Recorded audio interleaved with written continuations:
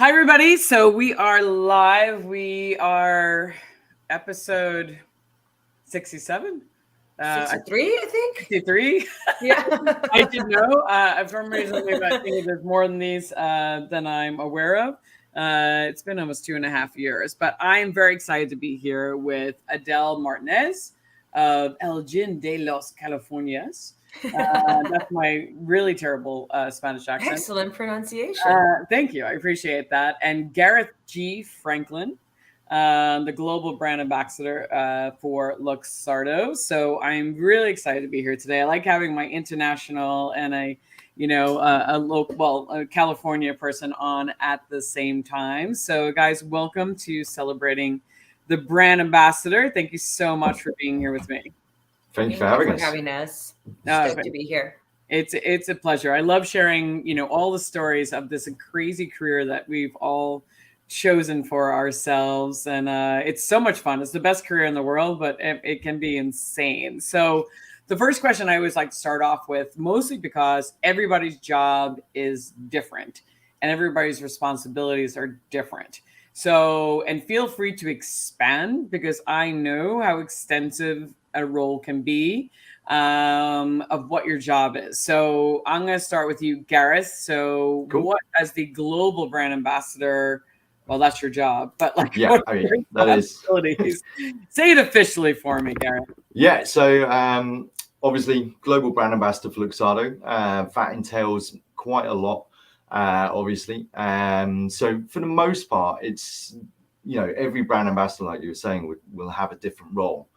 And for a company like Luxardo, having so many different products that all taste very different, can be used in different ways, I think the most important part of my job would be sort of like an education role.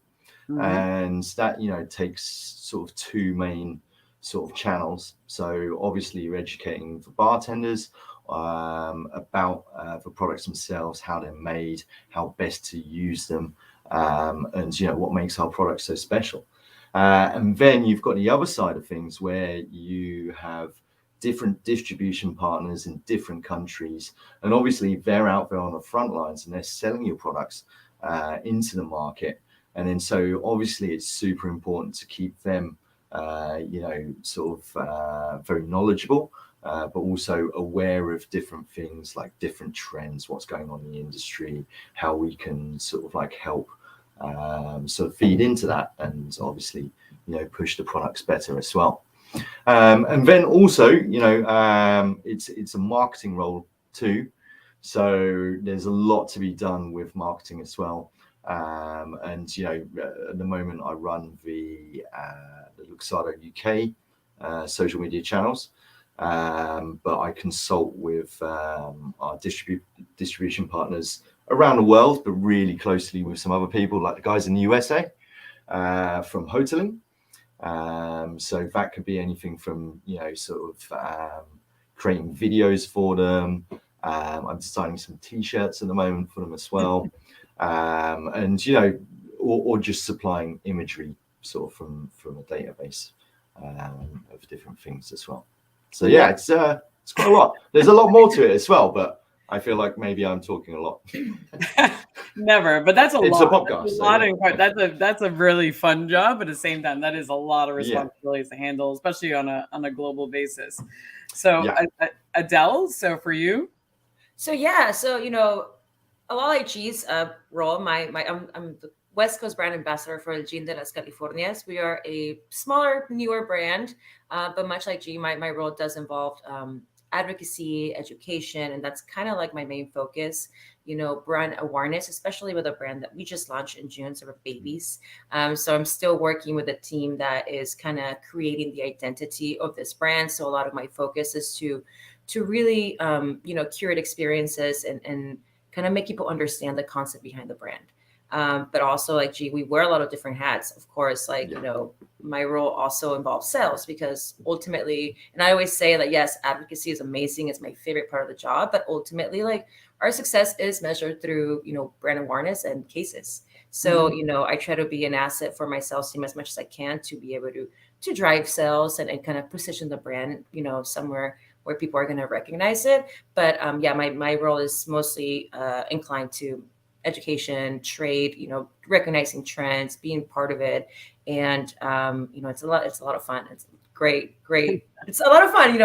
I come from a trade background, so it's easy for me to kind of click with trade. But it's also, I have to learn all the other things, like the distribution is important, of course, consumers, all that. So, you kind of do wear a lot of hats. But I would say that the main focus of my role is advocacy and education. No, love that. And that is a more typical, like they call it the hybrid role. Where I think, you have more of the creative and marketing and education role. Which for me is great, because I am not a salesperson. And I think that also comes with, like, Luxardo's, you guys have been around for so long. It's an established, it's an institution. For us, it's kind of we're a brand new brand in a oversaturated category. So it's kind of like, okay, how do we make a mark? How do we establish ourselves as like the Gin de las Californias, as Baja Gin, California Gin? So it's kind of still building that, which is really exciting for me, because I get to learn all the things that maybe for me would have been like not important. Then I realize now how important branding, how you approach it, all those things are. And I'm like, oh, cool. So this is how you build a brand. That's amazing, super cool. So it's been a wild ride, but a very educational one, at least for me. No, absolutely. And bringing build a brand from the ground up. I mean, it's challenging, but absolutely exciting, especially working with such a smaller company and a smaller brand. You probably get the inside scoop. And I know, G, for you, same thing, you're working with a family company, so you also get to see how the inside of the company works. I think we're, it's kind of similar in that sense as well, because, a lot of people, you see Luxardo, they're like, oh, wow, it's everywhere. We're in, I think, 86 different countries now. And obviously been going for like 200 years. But it's like 100% family owned. So it's not like we've got this massive marketing department and this sort of, big sort of like corporate strategies going on and stuff like that. So I think in that sense, there's a lot of learning to be done that kind of parallels what you're doing, Adele. And we're always releasing these new products as well, and it's like, oh, how are we going to market this? What's the plan? And they're like, oh, well, what do you think the plan is? I'm like, okay, let's do this. Let's come up with a plan. You're like, I guess I'm in charge of this now. Let's try it, see what happens. Yeah, like it's not so much, but it's I get to have a lot of input, and obviously there's a lot of sort of like learning that comes along with that, and a lot of creativity that can be applied to it as well, which is always great. Which is very cool. And you have to have the right mindset for that. Not everybody's the right fit for that, to have that creative insights. And actually, I want to talk about, because one of the things that I think you both are really creative, and you both were you have interesting stories of how you gained the attention of your brands, became brand ambassadors. It wasn't like the usual path. So Adele, I'm going to start with you. Like, how did you get the attention of your current brand? I know it was a little bit different. So it actually happened very like serendipitous, and super stoked. I'm a big believer of like things happen when they need to happen type thing. So I have been, behind the bar for over 10 years now, or was when I started this role. And through bartending, I met Cesar Sandoval, who is a brand ambassador for Abasolo and Nixta. And, kind of through events, trade, bars, I met him. I thought he was great. And then he is San Diego based. I was in LA at that time. I was a few years ago. And then I ended up moving to San Diego, hit him up, like, yo, I'm moving to this new city. Let me know, like, where I should go work, where I should move to, blah, blah, blah. And we became closer friends through that. And he would come see me at the bars that I would work at here in San Diego. And then he hit me up and he said, like, hey, like, my portfolio is opening a new position. I would love for you to interview for it. But it was super secret because like the brand hadn't launched it. And I'm like, well, what is it? It's like, well, I can't tell you. You have to sign an NDA first. I was like, oh my God, mystery. Oh my God. And he set me up with an interview with Camille Austin, who, Camille is just such a legend in this industry, an incredible human being. And I'm so lucky to be working for her or with her. And they told me about the project, and I was like, this is almost like, is this real? Like, I just connected immediately with the project, even before trying the juice. And I was like, okay, like, what's the catch? Like, what? Like, this sounds too good to be true. So, I applied for it and I got the job. So it was kind of through Caesar and through meeting people and, you know, working with people who care so much about their, not only their brand, but their portfolio in general. And they were very gatekeepy as to who they opened up the even interview. There wasn't like, oh, here's a post on LinkedIn, everybody want to be whatever. It was more like, no, let's hit up people first that we think are fit for this because we see them interact behind the bar with guests or with each other, whatever it is, you know. So you know, I was very grateful that he thought I was fit for it and you know, kind of put me on the path to apply for the job and getting this job. So super stoked. I love that story. And also it gives a great example of, you know, how to maintain your network. Like, you know, you met somebody, you maintain that connection and how that can, it's such a valuable thing that a lot of people don't always maintain them as well. Like the fact you hit him up, you got in the city and you're like, hey, this is where I am. And then he was really Caesar is such an amazing human. And they are very particular. They wanted people that were Latin, of Latin origin to represent their brands, which I think is very, very cool. But that's a big thing. Like a lot of people, you know, come to me and they're like, oh, how do I become a brand ambassador? And it's not always easy. I said, well, you know, one of the major things you can do for yourself now is A, build your personal brand so people know you. And then 2, it's like maintaining that network, keep in contact with the people that you meet, whether it's casually, whatever it is, just social media. And, you know, and if you're in town, like look them up for a drink, or if you move someplace as you did, because you never know where that's going to. And you know, I think a big thing when people have asked me, I want to be a brand ambassador, how do I do it? And I'm like, yes, everything you just said, but also I'm like, you can't just apply for a role. It has to speak to you. Like it really, like if you're not really connecting with whatever you're selling, I promise you, you're not going to do a good job. Even if you're working really hard, it's going to come off as disingenuous. You know, for example, if they would have hit me up about maybe, I don't know, a bourbon, I probably would have been like, because I don't, you know, that's not really something that I connect with or that I know a lot about, whatever it is. I probably would have been like, oh man, like this sounds amazing, but I don't know if it's for me. Lucky for me, the project that they were hitting me up about was something that immediately connected with to the story, how it's made, all the things. I was like, yes, like apps, yes, a million times, yes, you know. But I think it's also doing all the things that you just mentioned, but also understanding that you have to connect with whatever brand you want to represent. Otherwise, it's just not gonna work out. I don't think absolutely, so. 100%. No, G, you also, your story is like, G, I want you to tell your story. Like G has this crazy story of how he started getting noticed by brands, and you know, expand on that. Like coming from I mean, I was just a bartender, mate. So no, I was you know, I think so, you know, like I was bartending in a small town. It's called Cambridge. You know, it's a famous university town, but or university city, but it's only got university status or city status because of the university. It's a small place, you know, and not really well known for cocktails. There's no one really putting it on the map and stuff like that. And you know, for me, one of the issues that I kind of had was, you know, I would reach out to, you know, these brands and be like, hey guys, you know, I want you to come down and do like a masterclass for my guys. You know, we sell your products and stuff like that. And they'd be like, oh yeah, how many bartenders do you have? And I'd be like, oh, you know, I've got like sort of 6 full-time and then, you know, a few more and stuff like this. I'd be like, oh yeah, we'll try and fit you in, you know, and then you just wouldn't hear from them again. So I kind of, you're like, you're begging people to be allow you to come and have training. It's just like, dude, like we want to sell your product, come on, man. You know, and then so I created this Facebook group, which was called the Dead Liver Society, because you know I was young and reckless and thought it was cool because I'm an idiot. And basically, you know, loads of people from, you know, the bars in Cambridge, they all joined. Then also people from out of town as well in surrounding towns, they all joined. And then the next thing you know, like I'd be contacting the same brands and be like, oh, you know, I guarantee 30 people are going to be there, 50 people, whatever sort of thing. And then soon word got out, and then, you know, brands were just contacting me. You know, just like, oh, you're G from Cambridge, and like, oh yeah, can we organize something down there? And I'm like, yeah, sure, man. Like, let's do this. And then, you know, obviously I was entering a lot of competitions as well, and through that, you know, I just got to know like a lot of sort of like the brand reps within the industry.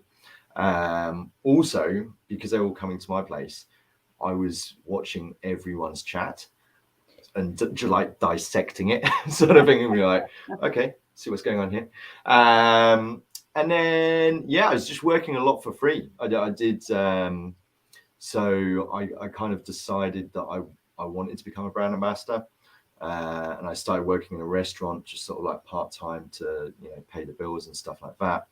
And then in the meantime, I was doing comps. I was working for brands for free. I was just like, dude, like, what do you want me to do? I do it for free. Okay. You know what I mean? Because it was all about sort of, it was like, I love what I do. It's a no-brainer. You're going to take me to do something cool that I wouldn't normally be doing. I'm going to meet loads of awesome people. But then also, I'm going to get a reputation. They'll just be like, oh, you heard about that G guy? Oh, yeah, he knows stuff. And he's like, works for free. Like, yeah, let's get him in. You know what I mean? And then through that, I had Belvedere approach me, and, they had like a mini non-paid ambassador role. And so I did that for a while. And then I worked at a bar show in the UK. But Belvedere didn't get back to me. And then so I started, Luxardo had asked me. And then, so yeah, I rocked up there and walked into Imbibe with the brand manager, and just high-fiving everyone, sort of thing. And like Craig, who was the brand manager at the time, was just like, "Wait, like this is London, mate. Like cocktail capital of the world. Like how the hell do you know everyone? Like you're from like this tiny ass town, like an hour outside. What's going on?" And then yeah, pretty much at the end of Imbibe, because like my dad used to make liqueurs when I was a kid growing up. So I've always, like you were saying, it's got to be a brand that speaks to you, so liqueurs are my jam, I was just like, yeah, love it, mate. And so I knew everything about the brand anyway. And then at the end of the show, Craig was like, do you want a job? And I was like, yeah. Oh, do I? Yeah, I do. Yes, please. And and that was pretty much it. I started as a UK brand ambassador with a focus on London, and then I think within 3 years I'd kind of like progressed into the global role. But yeah, exactly what like what you were saying. It's all about making those contacts, sort of retaining those contacts, keeping in contact with them, having that brands that you are passionate about. And yeah, that's I guess like you had a goal, blueprint. And that's a big thing. And also you wanted to build your personal brand. By building your personal brand, everybody started knowing you in London.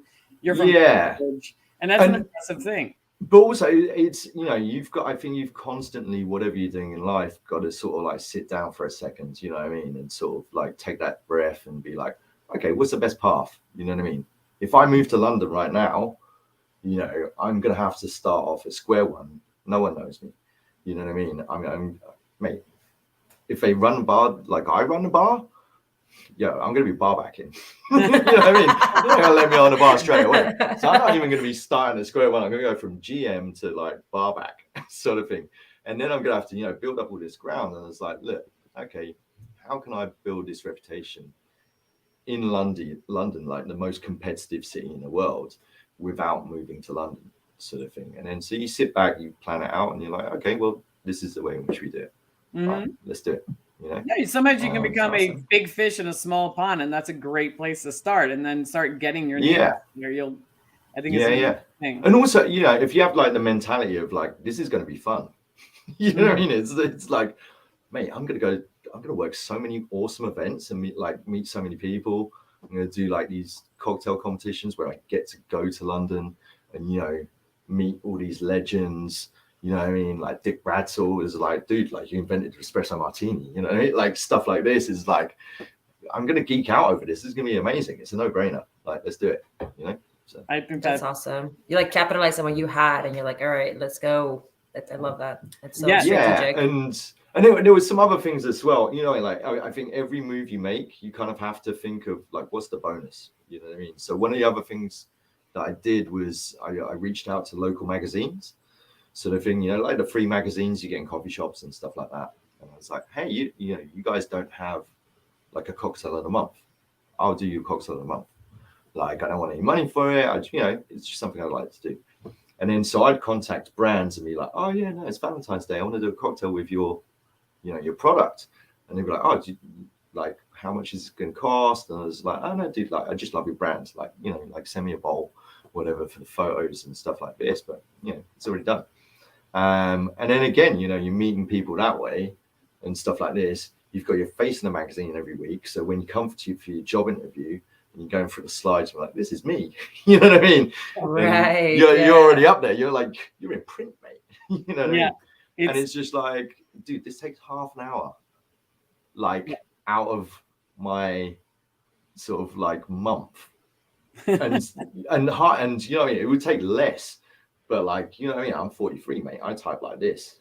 So the average person could probably do that in 5 minutes. But like me, I'm like the oh no, it would take me one longer. finger over the shift key in case I need a capital letter. You know what I mean? So that's what it is. I mean, I'm sure like Adele in your market, you're a smaller market. San Diego, yeah. Yeah, I'm San Diego based, but I have all the West Coast. Yeah, we have all the West Coast, but that is definitely a smaller market on the West Coast. I'm sure there's a couple of stars within San Diego that are kind of. Oh, definitely, yeah. I mean, there's a few like iconic bars here that have bartenders are kind of. Well, everybody knows. Yeah. What is it? Eric Castro, right? Oh yeah, totally. Like he's San Diego's a small city, but he's known around the world. So there's a lot of entities and iconic people in the city for sure. And we're so close to LA, which you have a lot of legends as well. So it is.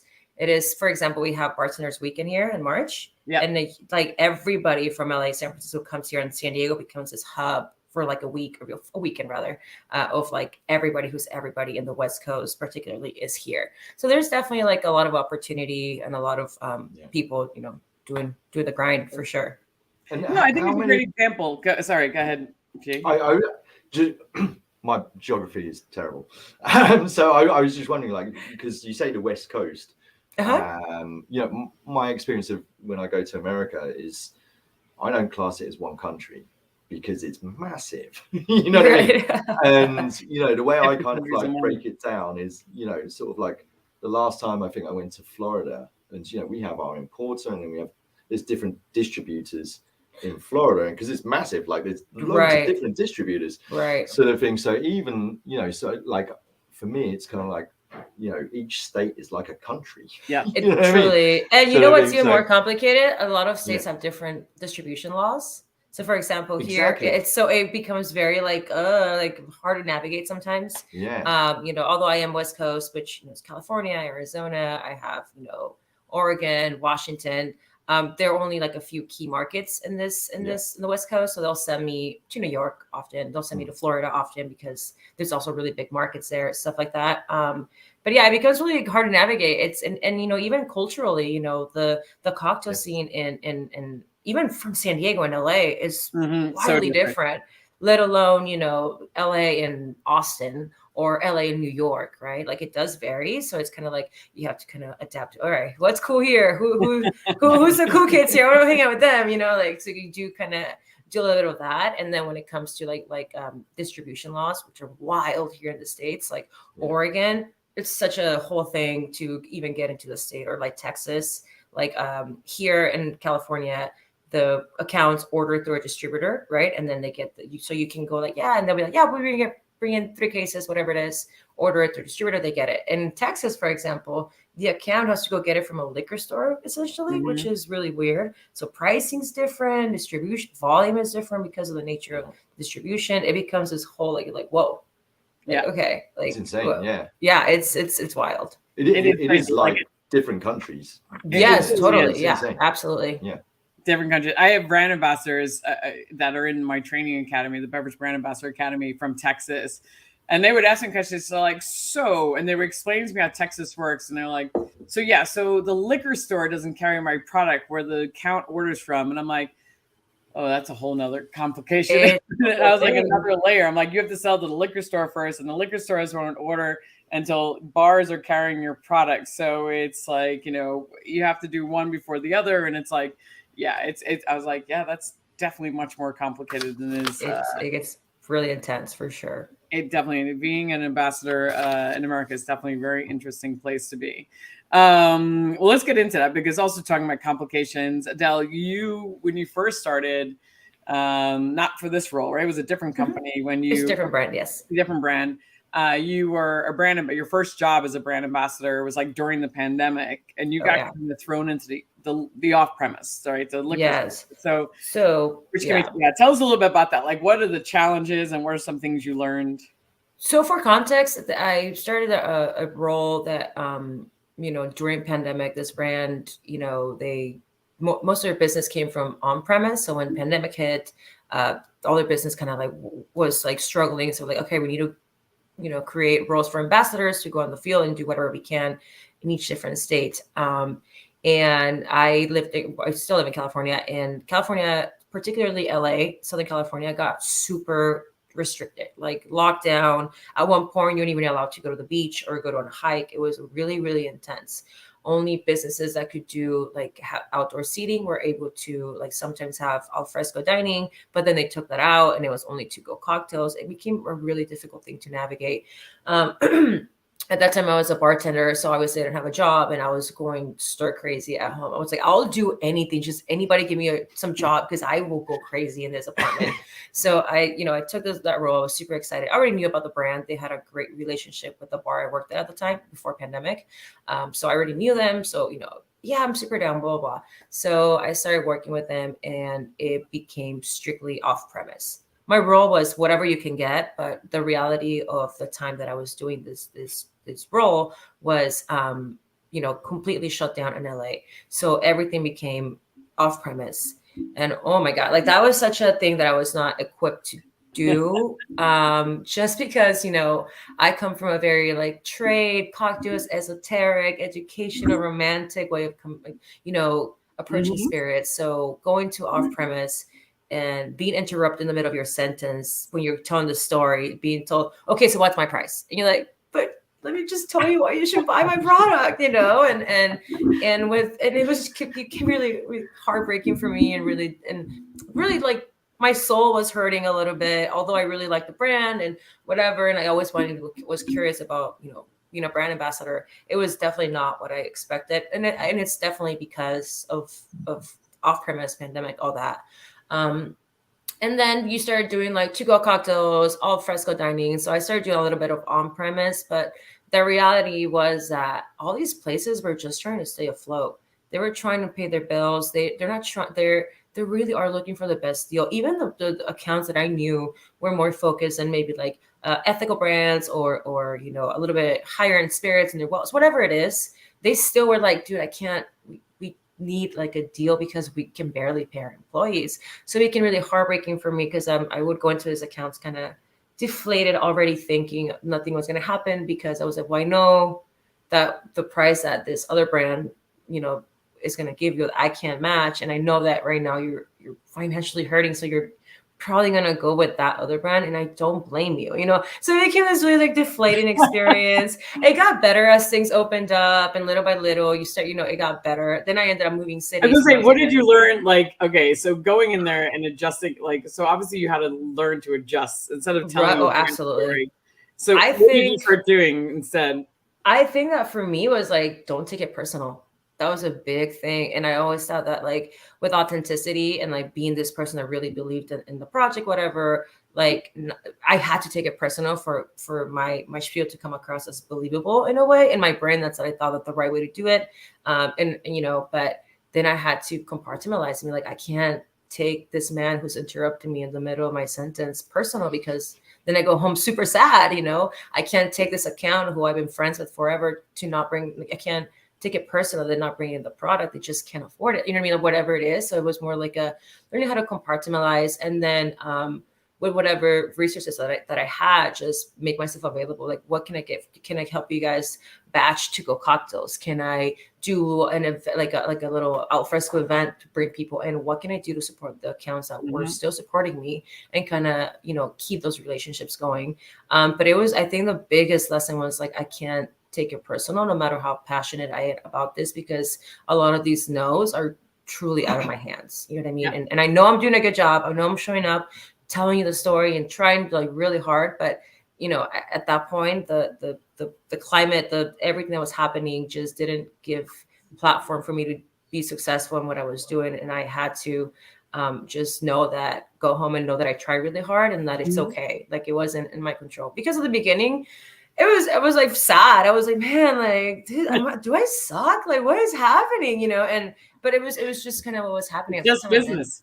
Yes, it is. Just business. It is. It's very hard sometimes when you're very passionate about what you're doing and realizing at the end of the day, it really is just business. And I think that's hard for a lot of brand ambassadors, because you're used to wins all the time. And then like, when you're a bartender and then suddenly you're like in this world where people say no to you a lot.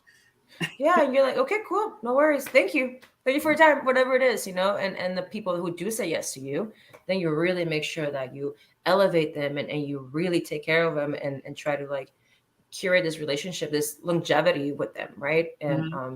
And that's something that now that I'm have this role in a different time, I just feel like, oh, so this is why people like being a brand ambassador. I get it now, because at the beginning I was like, I thought this was going to be a lot funner than it is, and and it was hard. And now I'm like, oh, I get it. This is amazing. This is great. Like when it's sweet, it's real sweet. You know what I mean? So it's great. I'm stoked now. Yeah.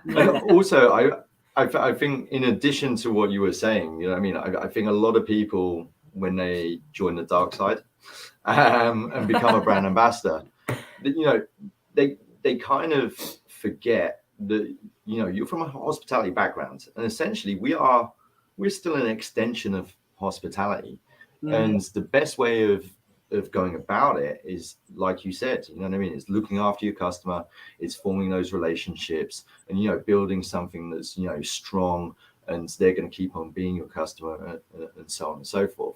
And I think one of the best qualities to have as a brand ambassador is to have that sort of like empathy for their needs, just the same as you would as a customer, that you're serving, and try and help them out with it, whether it's batching cocktails or whatever that is.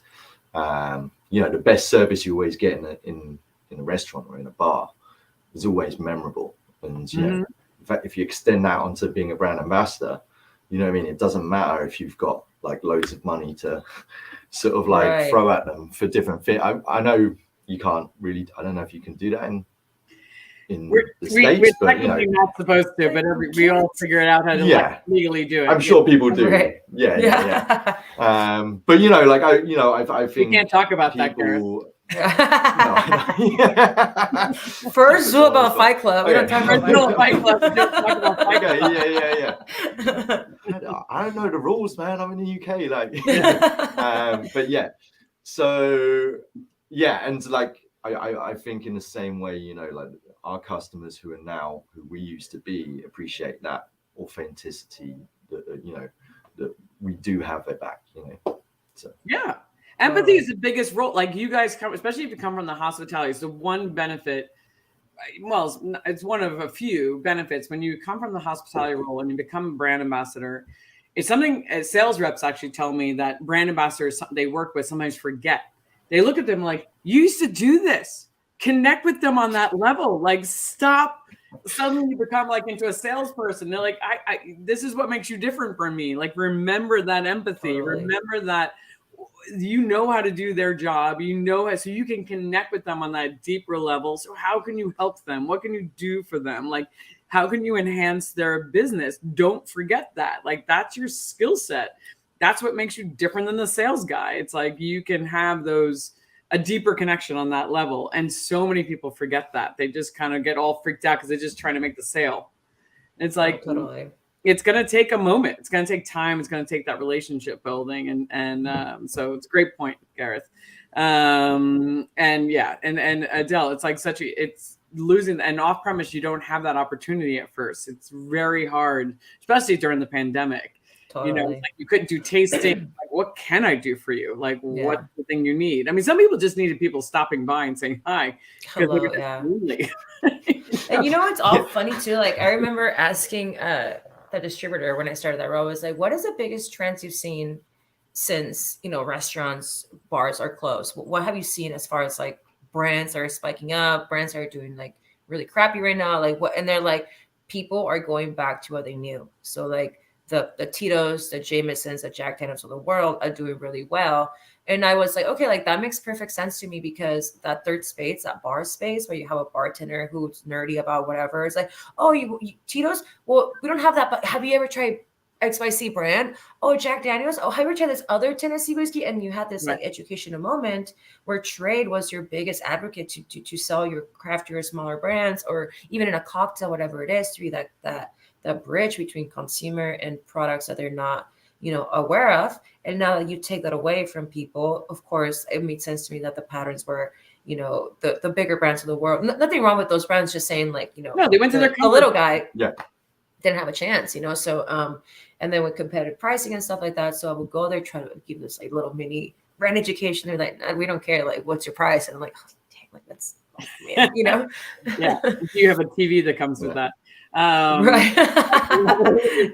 I really want that. And it made sense for them because they were just trying to stay afloat. So as a brand, Totally, yeah. we're kind of working against that. So definitely kudos for you for staying in there and doing your best to try to make that work. Somebody just agreed. Tony Flores, 100%. Yeah. Thanks, Tony. So Gareth, we already talked about what you did in Cambridge, which I think was amazing because you got the attention of a lot of bars. But I did want to, because last week you did speak about, which I thought was really interesting, and I don't even know if I phrased this correctly based on my notes, but basically you compared being a successful BA to the world of hip hop and being a DJ. And that was like my note. And I just remember thinking that was really fun, but I don't remember. It was, yeah. So, yeah, no, it was cool. It's not, yeah, I mean, like, so when you were saying earlier on, we're quite creative. I mean, Adele might be creative. I'm not creative. I'm a daydreamer. You know what I mean? And I just live in my own little world sometimes and stuff like this. But, like when I was a kid, you know what I mean? Like I was, everyone goes through that phase of, having their sort of like rebellious music and stuff like that they kind of latch onto. And like for me, it was hip hop. Like, I grew up in like a really small like white village sort of thing, and so that was my rebellious music sort of thing. And then like I kind of got sucked into the culture because like being Filipino, like you're automatically short but really good at basketball. It's this conundrum. I don't know how it works. And you know what I mean? Like especially like the 90s, like late 90s, early 2000s, like there was this massive connection between those two worlds. And next thing you know, you're a really shitty breakdancer and you're a vandal spraying on things and stuff like this. So you get adopted into this hip hop culture. And for me, even though I was just really bad at all of the elements of hip hop, the ethos behind it is something that I brought with me in my life, sort of thing. So for me, it's all about expression of oneself, but remaining yourself, being true to yourself, and expressing your style. So to explain it, like if you're a DJ, you're using the same records as everyone else, but no one mixes them how you do. You represent and you battle with your style. You know what I mean? If you're an MC, you're using the same dictionary as everyone else. However, you've got your own style and you battle with your style. If you're a graffiti writer, it's the same thing. You can use the same letters, but no one contorts them the way that you do. You're battling with your style. You know what I mean? And obviously the same with b-boying and stuff like that. So it's all about sort of like that I don't know, just gamifying stuff that you do, but trying to be as authentically you as possible. You know what I mean? Well, how does it help you as a brand ambassador? Yeah. So it gives you the hunger, mate. Is what it does. It's like you see, like you'll see like a video of someone online like doing something, you're like, all right, I see you. Okay, cool. Like you don't know it, but we're battling right now. Like I'm gonna do some stuff. It's gonna come out and it's gonna be wicked, sort of thing. And you know what I mean? Like they don't know it. It's just this little thing that's going on my head. I'm just like I'm gonna crush you. You know what I mean? And yeah, and just like I think any task that you have to do, you know what I mean, whether it's like Excel spreadsheets or whatever, You know what I mean? If you can somehow gamify it, you know what I mean, then obviously it takes the pressure off of it. You know what I mean? If you're going to be on stage speaking to like a load of people, and you know what I mean, like you might get a little bit nervous or something like that. But for me, if I go up there and I'm like, right, who's got next? You're not going to want to come up here, mate. You know what I mean? I love it. You're pumping yourself up. You're like, all right, I got this. Competitive. I like that because you like your job, yeah, you're not going to want to, mate. You know what I mean? And it's just like, it's like you've got that little mentality in your head. It's you're in your little own dream world, but it's, you know what I mean? Like it's yeah. For me, it's having that sort of that mentality. You know, other people have different things.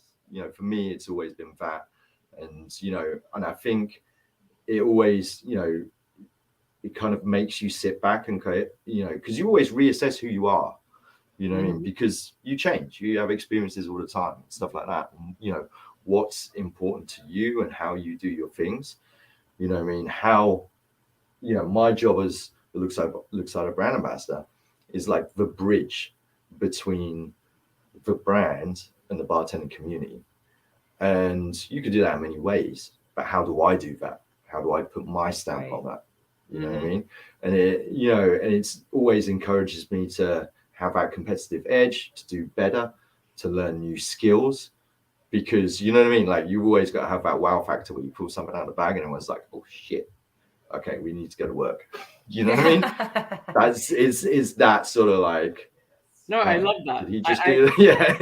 Like, no, I think it's a great attitude to have, because most people, like, they might imposter syndrome, which I'm sure like we can all is such a can be a crippling thing, and some people might watch that video and think, you know, fuck, that person's so much better than me, or they're doing something better. And I think it's so much a more healthier attitude to look at it and be like, all right, I see you.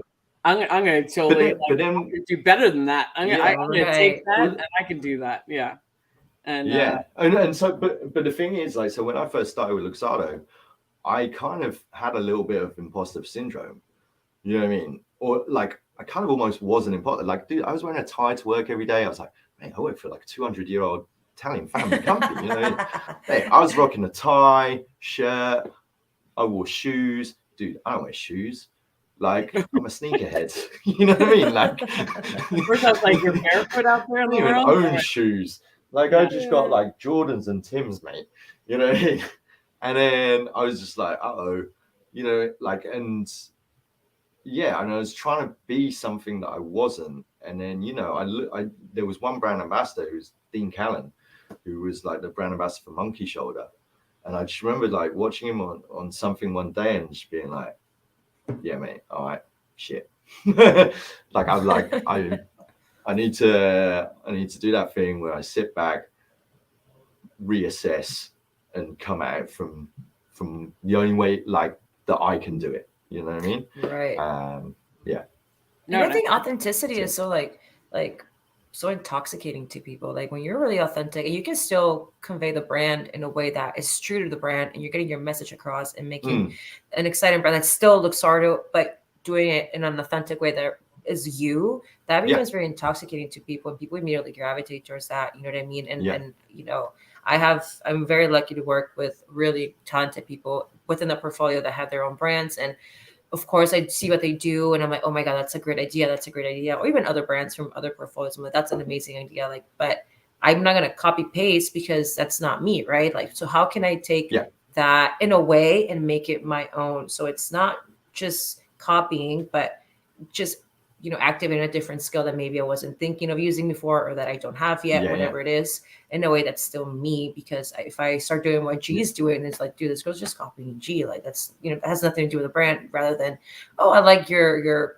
competitive. Like, I don't think that way, but maybe I can apply to that me in a way that's still me, and you know, gives you results. Yeah, it's your style, you know what I mean? And totally, that's the thing, you know what I mean? Like, I think as a kind of like an analogy, or, you know, a lesson to other people who want to become brand ambassadors, you need to want to compete, you know what I mean? And you're only going to be able to compete if you're passionate about the products that you're pushing.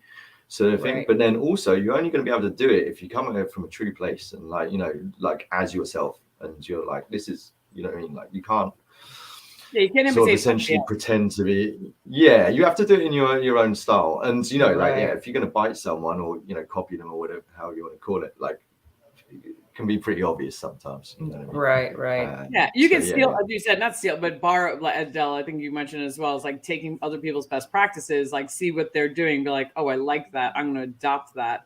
But to your point, G, Yeah. like, and putting it in, it's like, but how do I make that use that and but make it my authentic self? Like, I'm not going to be exactly Yeah. like they're doing. I'm not going to say the words, but I'm going to make it so it's me.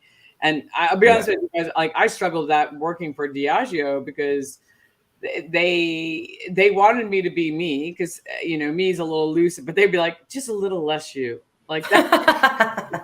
I would Just like turn it down a bit. turn it down just a little bit, and I'm like, so I'll never forget. I used to do these Pottery Barn videos for Pottery Barn because Diageo had a partnership with Pottery Barn. And we were part of their bar. So if you walked into a Pottery Barn store, there'd be like all the products would be Diageo products in the bar. And then I was doing all these videos, and who I was on those videos, I always like to call it my Martha Stewart me. Hi, my name's Elaine Duff, and I'm here at the like I would have this whole like persona, which is so not me. I like to drop a fucking F-bomb, and I'd be like, but I realized that there was, I had to be this other person. And I'm all for sometimes you do have to adapt to the room that you're in. If I'm speaking with a bunch of corporate executives, there is a persona that I will put on because I know that they will respond to me better if I speak in the same language that they use. And you do need to do that. You need to change your tone, the words and the language you're using based on your audience. But it was never so funny as when I used to do a lot of trainings at the Diageo bar, and because I was also on Bar Rescue. So Bar Rescue is also a different personality, right? So I remember this bartender coming up to the bar, this ice trainings all the time. And within 5 minutes, I probably dropped an F-bomb like 3 times. And the bartender, I could see, he goes, "Oh, thank God." And I go, "What?" He goes, "Well, I've only seen your Pottery Barn videos. And I was like, oh, crap, we're going to get taught by Martha Stewart."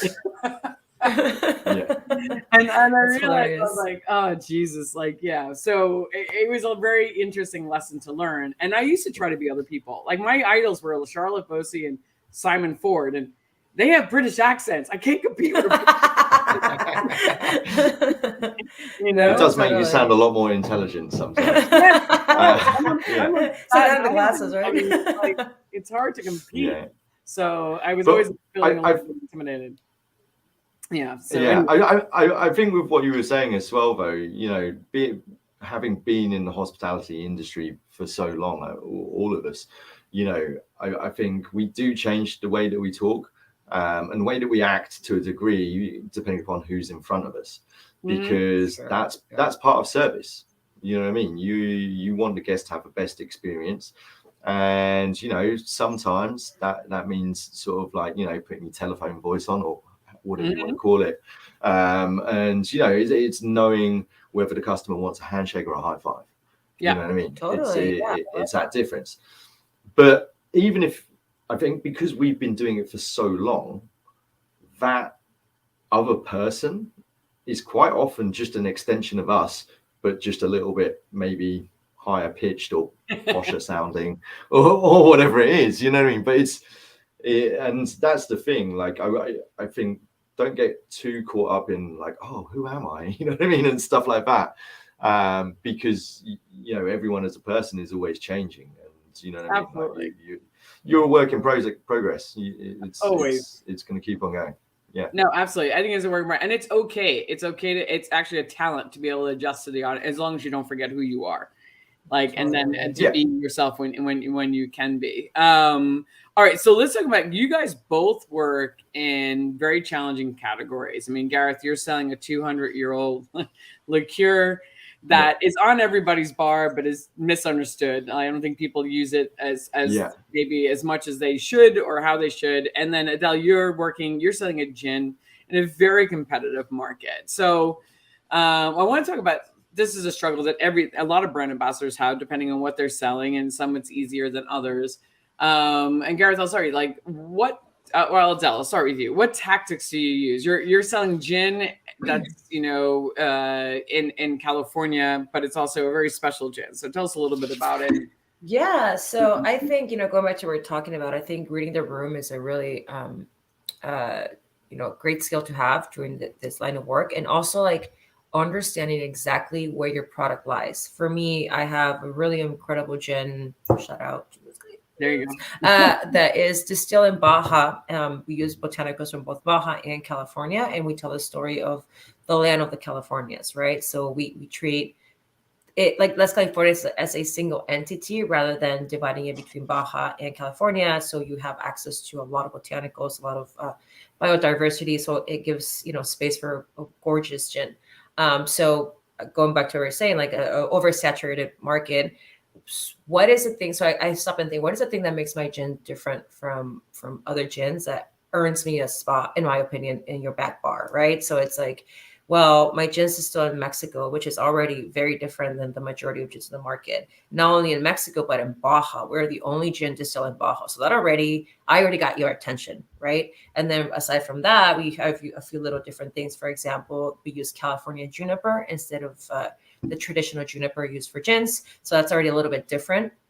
So kind of just like thinking about like, how do I put my gin behind there that doesn't compete or is unlike anything you have in your back bar, right? So and that can be different things, right? It can be, for example, if it's a really elevated, cocktail bar, because I come from a craft cocktail background, understanding where the flavor profile is like really well, and understanding cocktails very well, so I can come at you already with a plan of this is where my gin lies within your program, right? And that already, and having that information, having that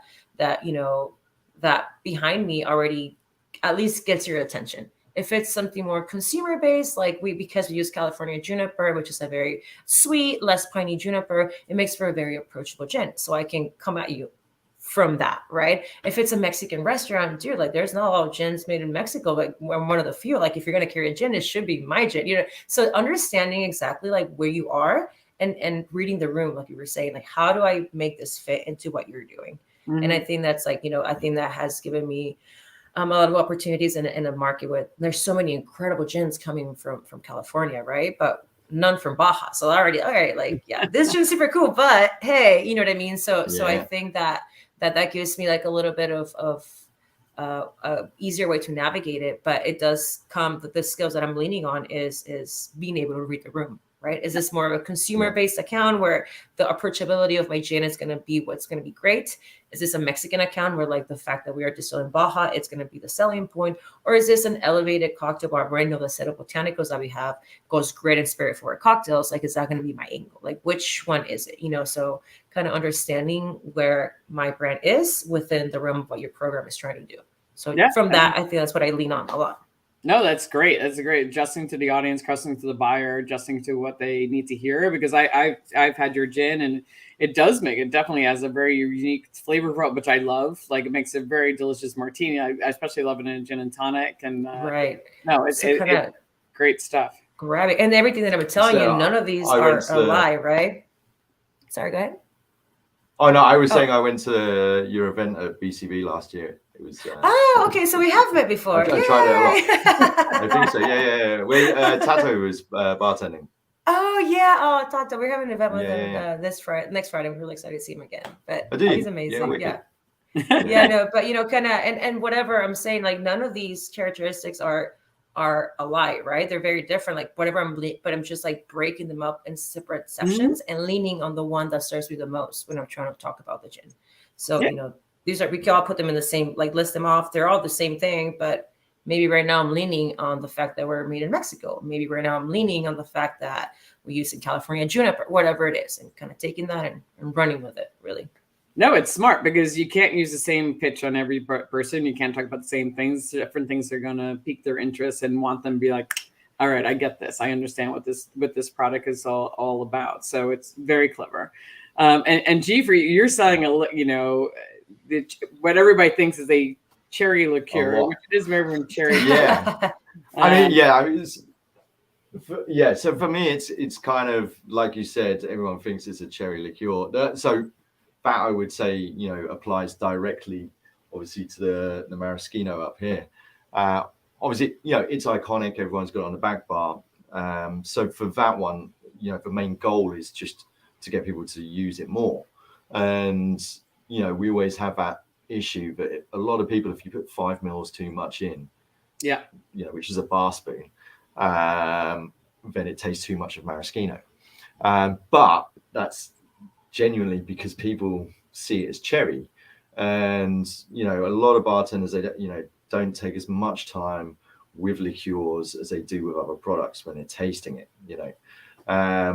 And so for me, for that product specifically, it's all about education, you know. We always do a tasting, you know, it's a tasting where I don't lead the room at all, sort of thing. I'm like, guys, I want to hear some flavor Tourette's, like, you know, just what are you getting? And, you know, everyone's like, oh, it's like some fresh pine, like some floral notes, like it's very herbaceous, you know. Goes around the room, and then I come back and I'm like, right, who said cherry?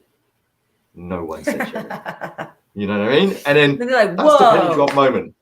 yeah, That's penny drop moment number one. You know what I mean? They're like, oh, it's not cherry. Then you get a better understanding by saying how it's made. But where the real kicker comes in is like, I'll make a cocktail at the end, which is essentially a maraschino and tonic. And the way in which I do it is, you know, put some cucumber in there, a little bit of lemon juice, and then I get some fresh rosemary, spray it with some absinthe to give it like a pine-like aroma. And then we put that on the top, and then we're like, hey, give it a drink, you know. And everyone's like, oh, wow, it's really nice. It's really fresh. And, you know, you kind of explain to them that, you know, you're using the concept of synergy. So with anything you've got on the back bar, you know, you take it. We're not using a spirit as a base. We're using flavor as a base. And, you know, you use that one flavor that you've got as an anchor. You anchor your other flavors around it. And because they're related in that sense, you know, there's this synergy and they kind of assimilate into one flavor. So whereas I've got a double shot of maraschino in there, it doesn't taste too much of maraschino. You know what I mean? And everyone's like, ah. And then they're like, oh, that's why it works so well in like floral cocktails like an aviation, or herbaceous cocktails like a last word. It makes sense now. And then, you know, you planted the seed, you know, and hopefully it go on from there. But then also, you know, we've got a big range of, you know, classic Italian liqueurs, some more modern sort of things and stuff like that as well. So going back to what Adele was saying, it's a very similar thing, you know.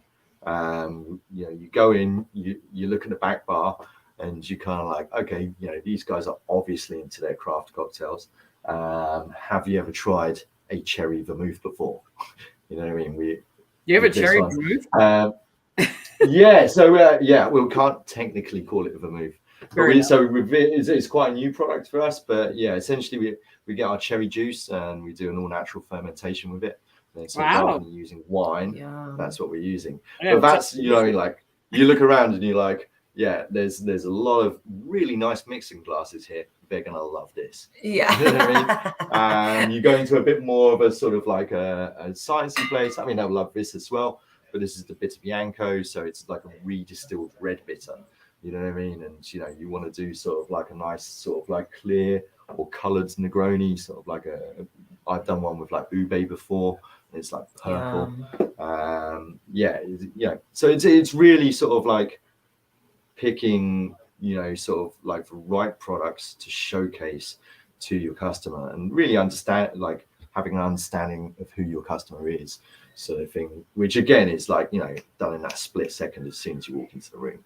You know? No, true. But I also like the fact, you know, Adele, you talked about like changing the conversation based on the person you're speaking with, and so did you, G, but also the fact that, you know, educating them on sometimes the different uses, because I think sometimes, you know, I've had a lot of conversation, Brandon, about you fall into the trap sometimes like, oh, people already wear my product. Like, so, you know, like I don't need to explain it, like, especially in cocktail bars, you can kind of intimidate because, you know, these are hardcore mixologists and they seem to know everything. And I don't know about you, but the one thing I started discovering was, oh, you might know my brand, but you don't know my brand. Like you haven't really like know the history, or you've heard of my brand, you might use it, but you've never really probably done a tasting. I mean, who's sat and done a tasting of Luxardo? I mean, on their own, like you know, maybe the hardcore bartenders, some have, but to have somebody explain it to them and really evaluate it. I mean, after we had our conversation, I went and cracked open my bottle, like started and did it. Yeah. I'm like, I've never really sat down and tasted it. So exactly, yeah.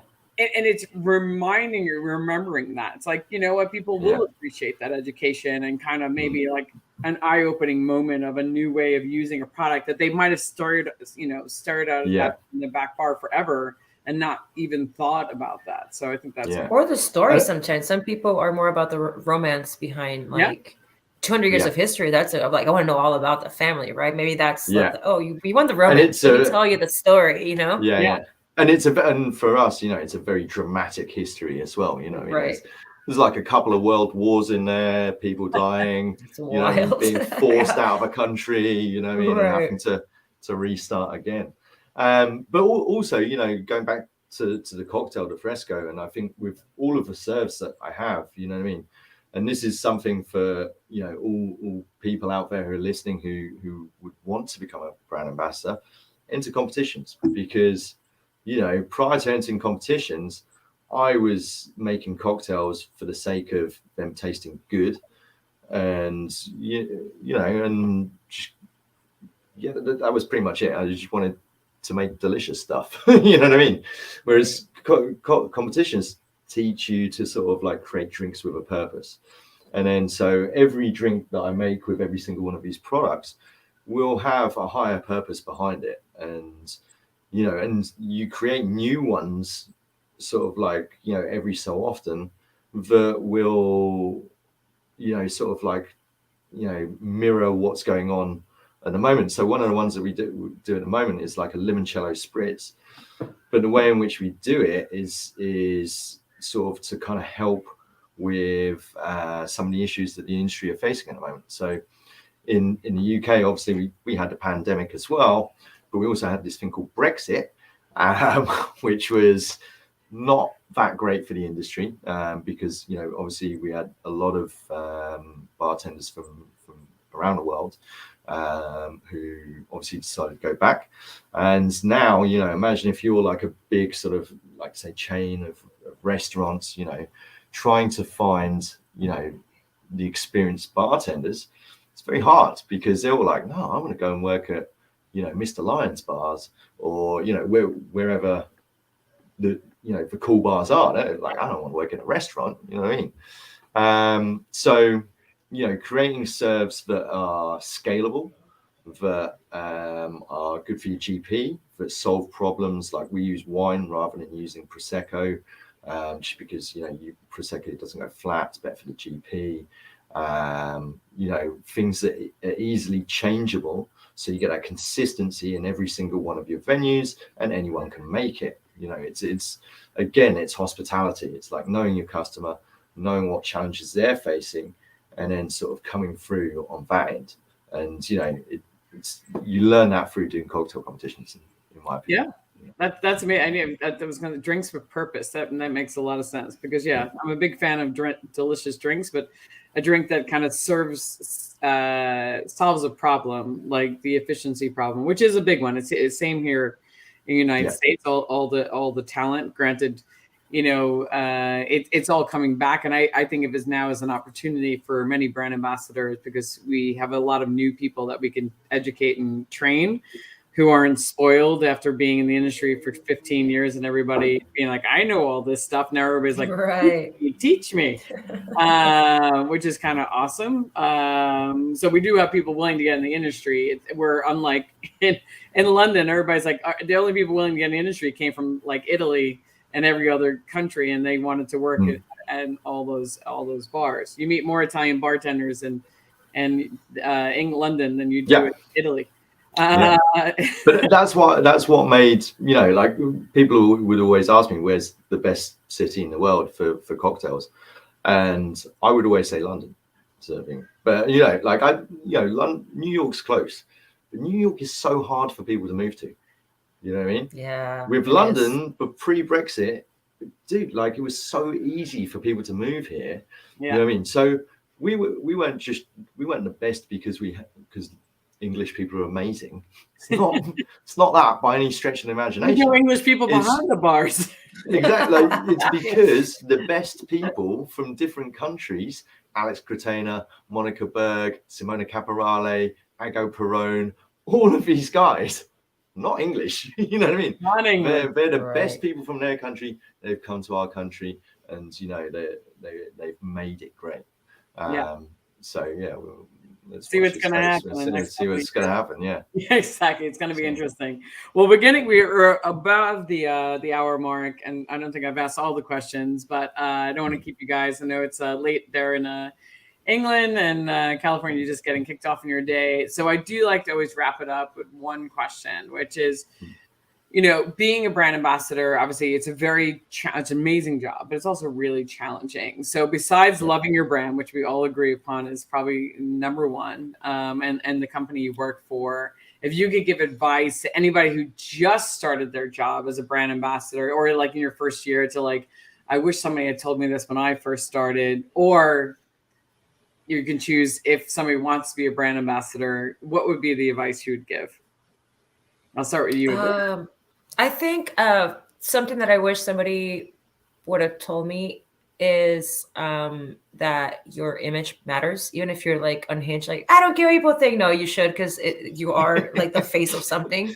Even if you're authentic self, it still has to be within, like, you still should care about not being hurtful, and you should always be approachable. But I think that the biggest, I guess, thing that was very different for me, that was hard for me to adjust, that I wish somebody would have been more clear about. Not clear, just kind of like, this was going to happen. It's just trust the process. Like going from bartending, which is a immediate gratification every day, whether it is I pulled through a really busy shift, or I made this much money, or I made these many tickets, because you have the stabby thing and you see like the instant gratification of bartending is very different than the gratification as a brand ambassador, because it's like the way you measure success is different, and you have to be open to learning how to measure success in a different way. Like, you know, if you go out for a week and you don't sell a single case, one week you're going to go out and you're going to sell cases every single day. Like, be ready for that fluctuation and be, you know, adaptable to that, because the instant gratification with being a brand ambassador is not something that is there. It's more of a longevity. And think about the things that you are doing, how you're portraying, how you're driving a brand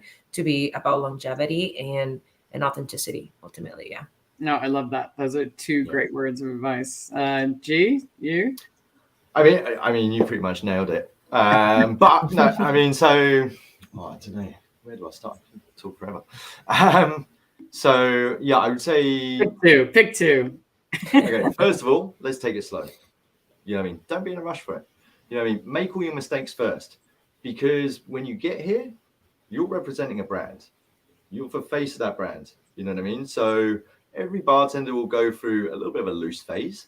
Get that out of your system first, mate. Because you know what I mean? Like, if you're the face of a company, that's your most important thing to do. You know what I mean? And you know what I mean? Like, you don't disrespect the honor that you've been given. You got to understand that you're representing, you know, something.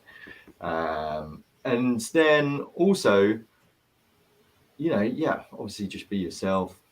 For people who want to become a brand ambassador now, think outside the box, utilize the tools that exist around you, whatever they may be, and think of ones that are outside the box.